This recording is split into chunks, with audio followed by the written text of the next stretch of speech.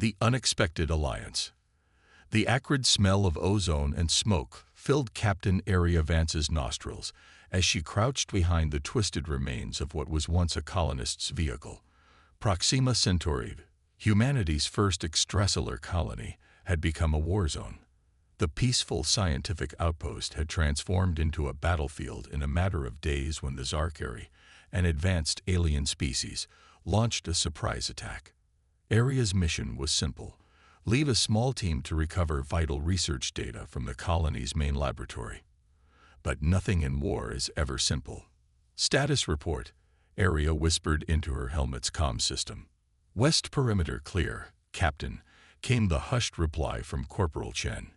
East side's quiet too, added Private Rodriguez. Almost too quiet. Area nodded, though her team couldn't see her. The eerie silence was unsettling. Where were the Zarkari forces? Intelligence had reported heavy enemy presence in this sector. Stay alert. We move on my mark, Area commanded, her eyes scanning the debris-strewn street ahead. The laboratory loomed in the distance, its once pristine white walls now scarred and blackened. As Area prepared to give the order to advance, a flicker of movement caught her eye. She froze, her hand instinctively tightening on her pulse rifle. There, in the shadows of a collapsed building, something was moving. Contact, 2 o'clock. Area hissed. Chen, Rodriguez, covering fire. I'll investigate. Her team responded with practiced efficiency, laying down suppressing fire as Area darted from cover to cover. As she drew closer to the movement, she realized it wasn't the sleek, insectoid form of a Zarkari warrior. It was something else. Area's breath caught in her throat as she rounded the corner. There, half buried under rubble, lay a creature unlike anything she had ever seen. It was roughly humanoid, but its skin shimmered with iridescent scales, and its large, multifaceted eyes reflected the dim light like prismatic jewels. It was an alien, but not a Zarkari, and it was injured. For a moment, Area's training warred with her instincts. This creature could be dangerous, an unknown variable in an already perilous situation.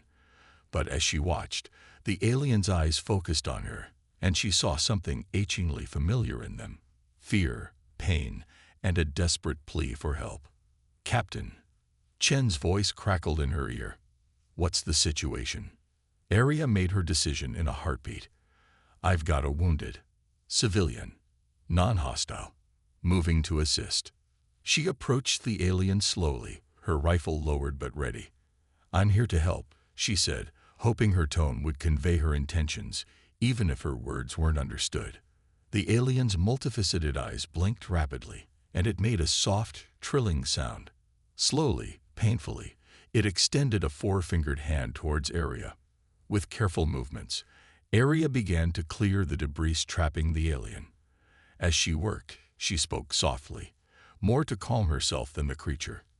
I'm Captain Area Vance of the Earth Defense Force.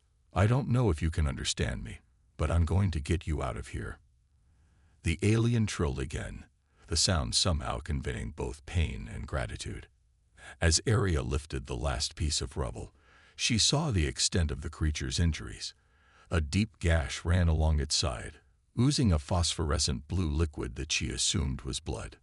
Med kit, Area called into her comm. Rodriguez, bring the med kit and get over here. Chen, maintain perimeter watch. As she waited for her team, Area tore a strip of fabric from her undershirt and pressed it against the alien's wound. The creature flinched but didn't pull away. Sorry, Area murmured. I know it hurts, but we need to stop the bleeding. Rodriguez arrived moments later, his eyes widening at the sight of the alien. Captain. What? No time for questions. Private. We need to stabilize. Him. Her. It. Area shook her head. Doesn't matter. Pass me the biofoam. Together, they worked to treat the alien's injuries. The creature remained still and silent throughout the process, its prismatic eyes never leaving Area's face. As Rodriguez applied the last bandage, a distant explosion rocked the ground. Area's head snapped up, her senses on high alert. Chen. Report. Zarkari forces approaching from the north, Captain. ETA 3 minutes. Area looked down at the alien, then at the laboratory in the distance. Their mission, the vital data they were sent to recover, was so close. But leaving this injured creature behind was not an option she was willing to consider. Change of plans, Area announced. We're taking our new friend here and falling back to the extraction point. The data will have to wait. But Captain, Rodriguez protested. Our orders didn't account for this. Area cut him off, gesturing to the alien. Sometimes, Private, we have to make choices in the field. And right now, I'm choosing to save a life. She turned to the alien, speaking slowly and clearly. We're going to move you. It might hurt, but we need to go quickly. Do you understand? The alien's hand reached out again, this time grasping Area's armored forearm. It nodded once, decisively. It understands. Area breathed, a mixture of awe and relief washing over her. All right, team. Let's move out. Rodriguez, help me with our guest. Chin, you've got point. As they maneuvered through the ruined streets, the alien cradled carefully between Area and Rodriguez. The captain's mind raced. She knew her decision would have consequences. Command wouldn't be happy about the aborted mission. But as she felt the alien's grip on her arm, saw the trust in its multifaceted eyes, she knew she had made the right choice. This wasn't just about saving one life. This was about proving that even in the depths of war, humanity could choose compassion over conflict, help over harm. And maybe, just maybe, this unexpected alliance would be the key to ending the war and forging a new path forward for both their species. As they reached the extraction point, the whine of the dropship's engines filling the air, Area allowed herself a small smile. Their mission had changed, but a new journey, one potentially more important than they could imagine, was just beginning. The Zarkari forces would be upon them soon, but Area and her team had already achieved a victory far greater than any military objective. They had taken the first step towards understanding, towards peace, and as the dropship lifted off, carrying them and their unexpected alien ally to safety, Area knew that the real challenge and the real adventure lay ahead. Escape and survival. The dropship shuddered as it tore through Proxima Centauri B's turbulent atmosphere.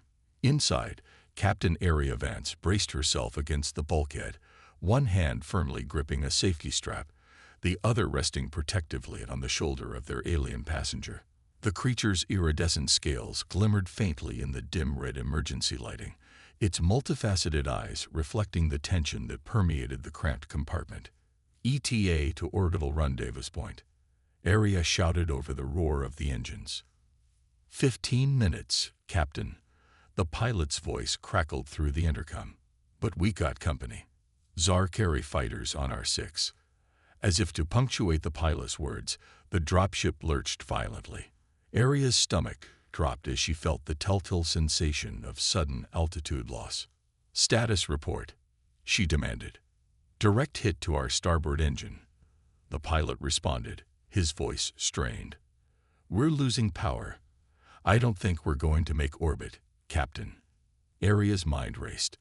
They were too far from any friendly forces to expect immediate rescue. Their alien passenger was in no condition for a rough landing, let alone a trek across hostile territory. And the Zarkari were closing in. Options, she asked, already knowing the answer wouldn't be good. There's a valley about 50 clicks west, the pilot replied. Dense vegetation. Might give us some cover for a forced landing. It's our best shot. Area nodded grimly. Do it. She turned to her team. Corporal Chen was checking his weapon, his face a mask of determination. Private Rodriguez was visibly nervous, but his hands were steady as he secured their gear. Listen up, Area said, her voice cutting through the chaos. We're going down hard. As soon as we land, we need to move fast. Chen, you're on point. Rodriguez, you'll help me with our friend here. Our priority is to find shelter and establish a defensive position. Questions? Her team shook their heads. They'd trained for scenarios like this, but the reality of crash landing on an alien world with an unknown species in tow was something no drill could fully prepare them for. Arya turned to the alien, who had been watching the exchange intently. "I don't know if you can understand me," she said, speaking slowly and clearly, "but we're about to have a rough landing. Stay close to me. I'll keep you safe." The alien blinked its prismatic eyes and gave what Arya interpreted as a nod.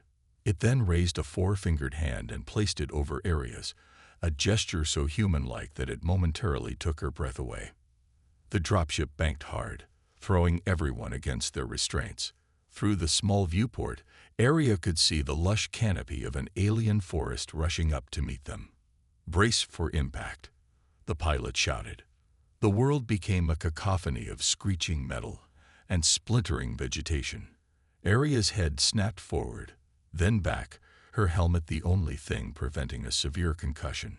She felt the alien's grip on her hand tighten as the dropship skidded across the forest floor, finally coming to a violent stop as it slammed into something solid.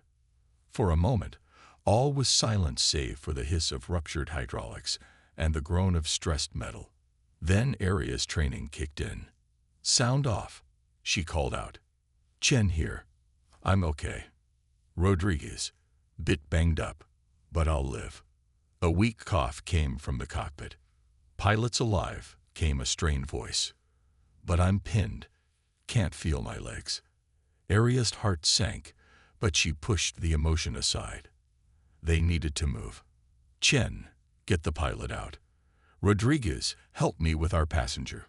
We need to be clear of this wreck before the Zarkari pinpoint our location." As they scrambled to exit the downed dropship, Arya couldn't help but marvel at the alien forest around them. The vegetation was unlike anything she'd ever seen. Trees with bark that seemed to pulse with bioluminescence, ferns that retracted at their approach, and floating spores that drifted lazily through the air, giving off a soft, ethereal glow. But there was no time for wonder. The distant whine of Zarkari engines was growing louder. They managed to drag the injured pilot from the wreckage, his face pale with shock and pain. The alien, despite its own injuries, moved with surprising grace, its eyes darting around, taking in their surroundings with what Arya could only describe as calculated assessment. "We need to find cover," Arya said, hefting her pulse rifle. "There's a ridge about a click north. Might have some caves we can use." As they began their desperate trek through the alien undergrowth, Arya couldn't shake the feeling that they were being watched. The forest seemed to pulse with hidden life, and more than once she caught glimpses of movement just at the edge of her vision. They had covered about half the distance to the ridge when the alien suddenly stopped, its head tilted as if listening. Before Arya could question it, the creature grabbed her arm and pulled her down, just as a blast of energy seared the air where she had been standing. "Contact," Chen shouted, dropping to one knee and returning fire. Zarkari warriors emerged from the forest, their insectoid forms blending seamlessly with the alien vegetation. Their weapons hummed with deadly energy as they advanced. "Fall back," Arya ordered, laying down covering fire. "Rodriguez, get the pilot and our friend to that outcropping.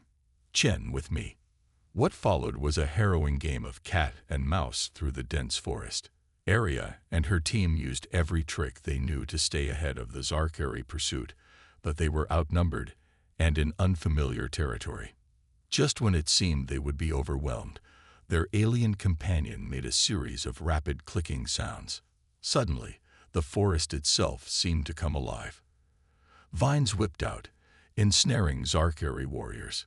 Bioluminescent spores clouded the air, confusing enemy sensors. It was as if the planet itself had decided to aid in their escape. Arya stared at the alien in amazement. "You can control the forest." The creature shook its head and made a gesture that seemed to encompass everything around them. Arya understood. Not control, but communicate. This alien was in harmony with the planet in a way she could barely comprehend. With the Zarkari temporarily stymied, they'd managed to reach the ridge. True to Arya's hope, they found a narrow cave entrance, barely visible behind a curtain of luminous vines. "In here," Area directed, helping Rodriguez maneuver the injured pilot into the cave. Once inside, they took stock of their situation. The pilot's condition was deteriorating rapidly. Their supplies were limited. They were stranded on a hostile alien world with enemy forces actively hunting them. And they had an injured alien of unknown origin who seemed to possess extraordinary abilities. As Area began to formulate a plan, the alien approached her. It reached out and touched her temple lightly. Suddenly, Area's mind was flooded with images and sensations.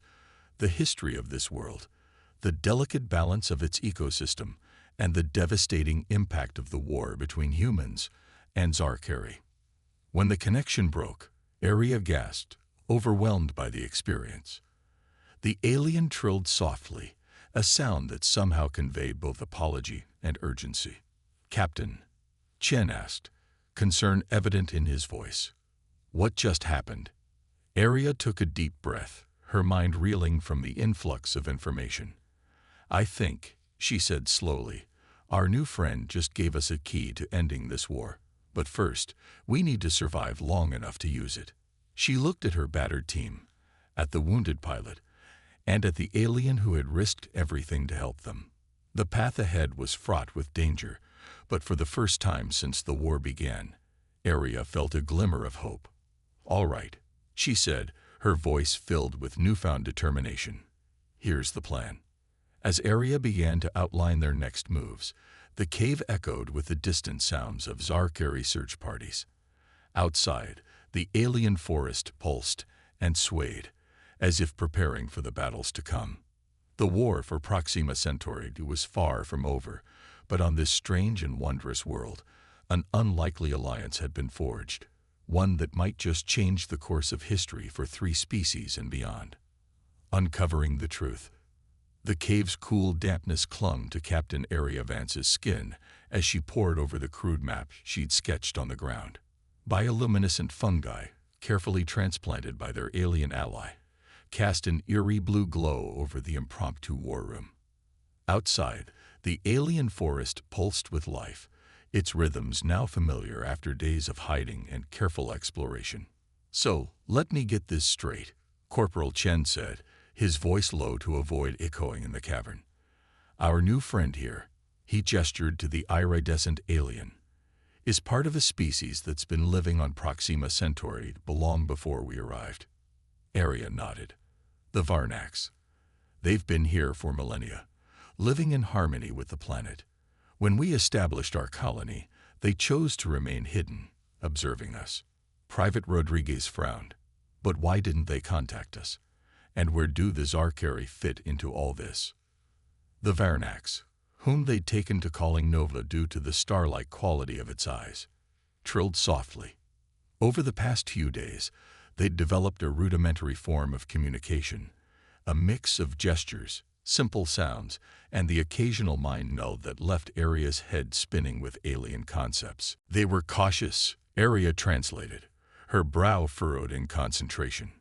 "Their history taught them that advanced civilizations often consume less developed ones. They wanted to understand us first.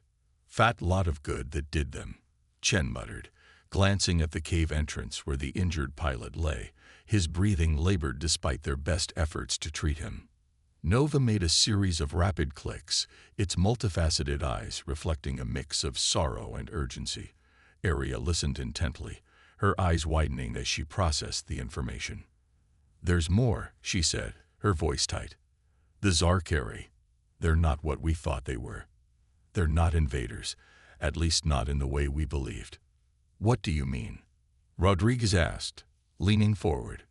Area took a deep breath. "According to Nova, the Zarkari are a nomadic species. They travel from world to world, seeking resources to sustain their vast fleet. But they're not mindless consumers. They have a code, an ancient pact with species, like the Varnax." "A pact?" Chen's voice was skeptical. "Could have fooled me with all the shooting and destroying." "That's just it," Area continued, her mind racing as she pieced together the fragments of information Nova had shared. The pact is supposed to ensure mutual benefit. The Zarkari provide advanced technology and protection in exchange for limited resource extraction. But something went wrong when they encountered us. Nova touched Aria's temple gently, and another flood of images washed over her. She gasped, overwhelmed by the alien memories. Our arrival, she said slowly, disrupted everything.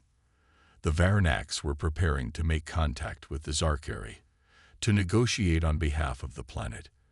But then we showed up, oblivious to the delicate balance that existed here. And the Zarkari saw us as a threat, Rodriguez concluded. Aria nodded grimly.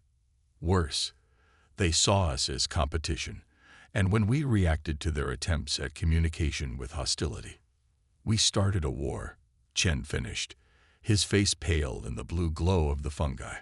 A heavy silence fell over the group, broken only by the distant sounds of the forest and the labored breathing of their wounded comrade. So, what do we do now? Rodriguez finally asked. How do we stop a war based on a misunderstanding? Before Aria could respond, a low rumble shook the cave. Dust and small rocks rained down from the ceiling. What was that? Chen whispered, his hand instinctively moving to his weapon. Nova's scales rippled with agitation. It made a series of urgent clicks and gestured towards the cave entrance. We need to move, Aria translated, already gathering their meager supplies. Now, they barely made it out of the cave before the entire hillside seemed to come alive. The ground split open, revealing a massive shape rising from the depths of Proxima Centauri b.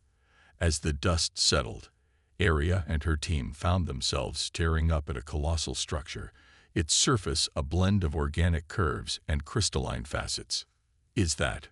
Rodriguez breathed, his voice filled with awe. A ship, Aria finished. A Varnax ship.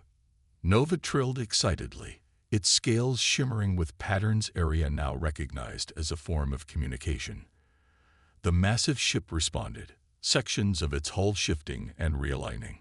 A soft hum filled the air, and Aria felt the hairs on the back of her neck stand up.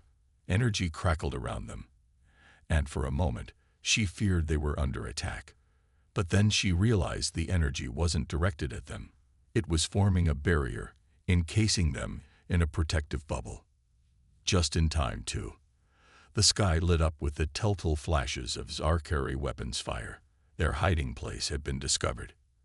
Everyone, inside, Aria ordered, helping Chen support the barely conscious pilot. A section of the ship's hull arised open, revealing a softly lit interior that seemed to pulse with life. As soon as they were all inside, the opening sealed seamlessly behind them. The interior of the Varanax ship was unlike anything Aria had ever seen. It was as if they had stepped into a living organism. Walls pulsed with bioluminescence, and corridors seemed to shift and realign as they walked. Nova led them to what appeared to be a control center. Here, other Varanax waited, their iridescent forms moving with fluid grace as they interfaced with the ship's systems. One of the Varanax approached, its form larger and its scales shimmering with more complex patterns than Nova's. It reached out, gently touching Aria's forehead. The mind meld was far more intense than anything she had experienced with Nova. In a matter of seconds, Aria saw the history of Proxima Centauri, the ancient pact with the Zarkari, and the Varanax's deepest fears about the conflict that now engulfed their world. When the connection broke, Aria staggered, overwhelmed by the influx of information. Chen caught her arm, steadying her. "Captain," he asked, concern evident in his voice. "What's going on?" Aria took a deep breath, her mind reeling as she processed what she had learned. "We've been wrong," she said softly, "about everything. This war, the Zarkari, this planet, none of it is what we thought." She looked at her team, then at the Varanax gathered around them.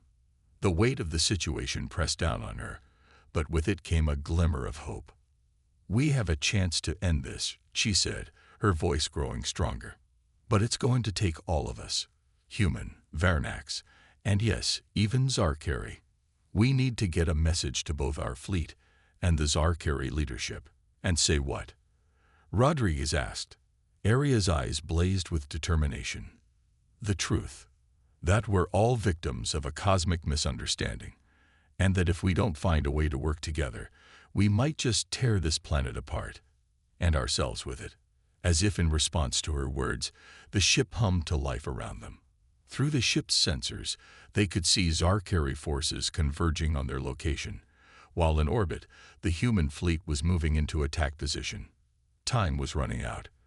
The fate of 3 species and an entire world now hung in the balance. And at the center of it all stood Captain Aria Vance, a human soldier who had begun this journey as a simple mission leader and now found herself in the position of becoming an interstellar peacemaker.